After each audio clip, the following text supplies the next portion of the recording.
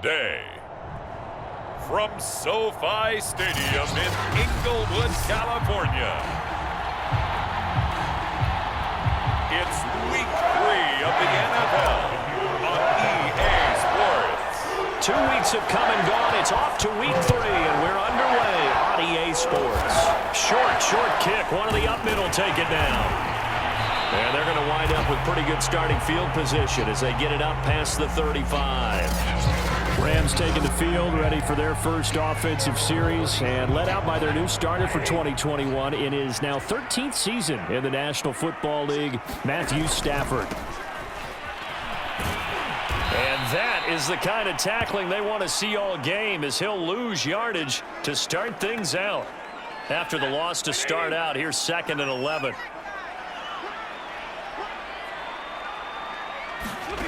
Here's Stafford. And that one off the mark behind him, incomplete. Well, this defense for the Bucs, very strong last week as they helped their squad improve to 2-0 on the young season. And they needed to be because our offense struggled throughout the game. Sometimes as a defense, you're not just shutting down the opposing team's offense, but you have to outplay their defense as well, and that's what they did in their last game. Only 2 yards, and it'll be a punt on their opening possession. So on 4th down, here's Chris Jones to punt it away. Back deep, Antonio Brown. Only 2 punts for him last week in the loss as he gets this one away. Oh, he takes it in, doesn't let it bounce. He takes it at the 2. 54 yards on the punt there, 15 on the return. And the Bucs will get ready to go on offense. Brady and the Buccaneers here, 1st and 10 at their own 16. Meanwhile, Brady's throw taken in by Evans here. And he's going to get this one across the 30-yard line. We're scoreless after 1. Second quarter now, and it's Buccaneer football. Looking downfield for Jones. He's got a man, complete. Touchdown, Tampa Bay. Julio Jones. His first touchdown of the new season. And the Bucs get the quick strike touchdown. And now they'll empty the backfield here as they elect to go for 2. Brady will look to throw for it, eluding the pressure right. And he will get into the end zone to extend the lead by 2 more. And that was the old QB one-man band play there on the conversion. And look, let's face it, even quarterbacks who don't have great mobility, in certain situations, they're able to actually take the ball in themselves. Remember way back when Joe Namath against the Giants at the Yale Bowl, right? Remember Joe had all those knee operations. They thought he couldn't run it. No one accounted for him. He practically walked into the end zone. Set to begin their next drive, the Rams offense at the line. And with them trailing, there is still enough time to try to string a few plays together, maybe get into field goal range. Stafford's throw pulled in by Jefferson. The Rams going to go ahead and use the first of their timeouts as they'll stop it with just over 40 seconds to go in the first half. Stafford on 1st down. That'll be swung out wide here for Henderson.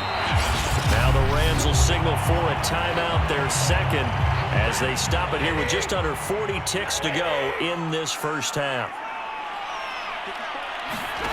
Throwing again on 2nd down. Stafford. Nowhere to go here. He lost the football. And it's picked up by the Buccaneers. The big man, get the oxygen tank ready. And he returns it to the end zone. A fumble recovery touchdown for the Bucs.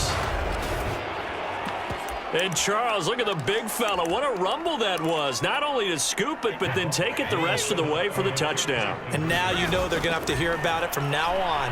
The defensive backs, he's going to want to run. And he's going to go down. Can't get rid of it. So a sack on a 2-point try. Well, split the difference, and they're right where they would have been with 2 PATs. They got the 2-point conversion the first time. They failed there. Interesting, isn't it? Because the first time you go after your first score, that feels like a gamble. The second time when they tried it again, that felt like, what the heck, right? Because, as you said, even if you miss it, you split the difference, and you're right on schedule at 4. The Rams offense at the line. And we'll see how they want to play this. Just a little over 20 seconds to go. They'll indeed try to run it out as they start on the ground.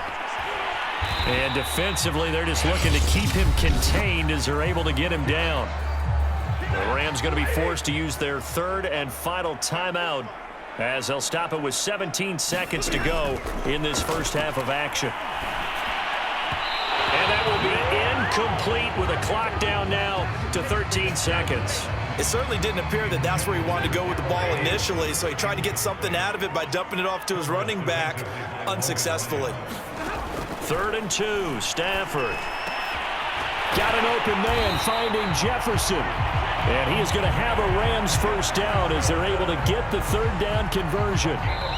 So even though it's first down, here's the field goal unit on. And we will skip the highlight show this week. Get right back to this Week 3 matchup.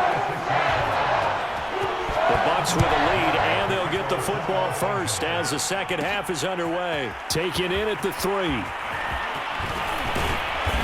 And a good return as he'll be stopped just shy of the 30-yard line.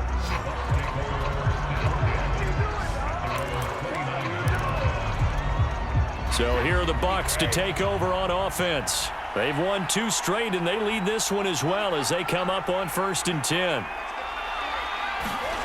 Brady. And he's got the hook up here. It's Kyle Rudolph. And able to rip off a big chunk of yardage before being dropped inside the 40.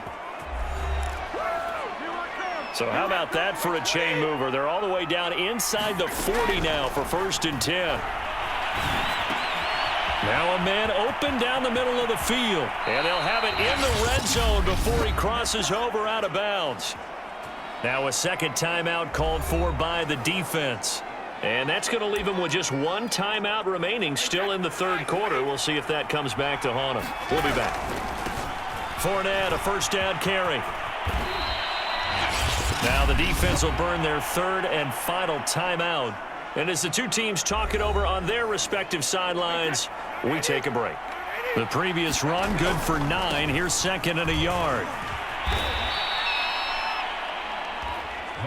In my book, that's running the ball well, but with intelligence. How about him keeping the clock moving, staying in bounds? Yeah, even though it's the 3rd quarter, you're thinking ahead, aren't you? This is where your running game can really help you with a lead in the second half. I agree totally. It's not just end-of-the-half situations that you worry about the clocks. Make them fight harder to try and catch you. And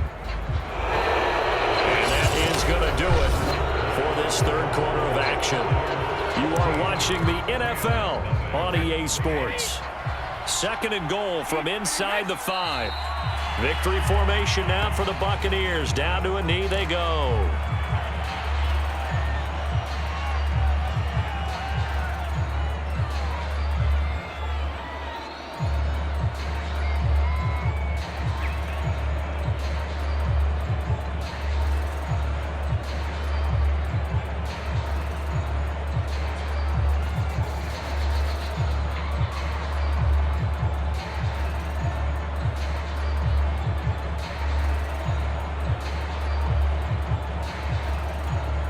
A lot of tired bodies on that field, but this is a big play, 3rd and goal. And they cannot do anything to stop the clock defensively. 3 straight wins to start the campaign now. And this is where a team, privately, within the confines of their own room, their meeting rooms, the locker room, they start to think to themselves, we're pretty good. We should be a playoff team. So fire the cannons. It's a victory here for Tampa Bay. And they did it in shutout fashion. Impressive. Would it be too bland of a statement to say they didn't have the greatest day offensively? I mean, did enough, though. Did enough. But, yeah, you're right. Most games, it wouldn't have been enough. So they've got to go into the locker room and applaud their defensive mates and say, guys, you really carried us today. We'll try and get you back next time. But as for today, you guys were nails out.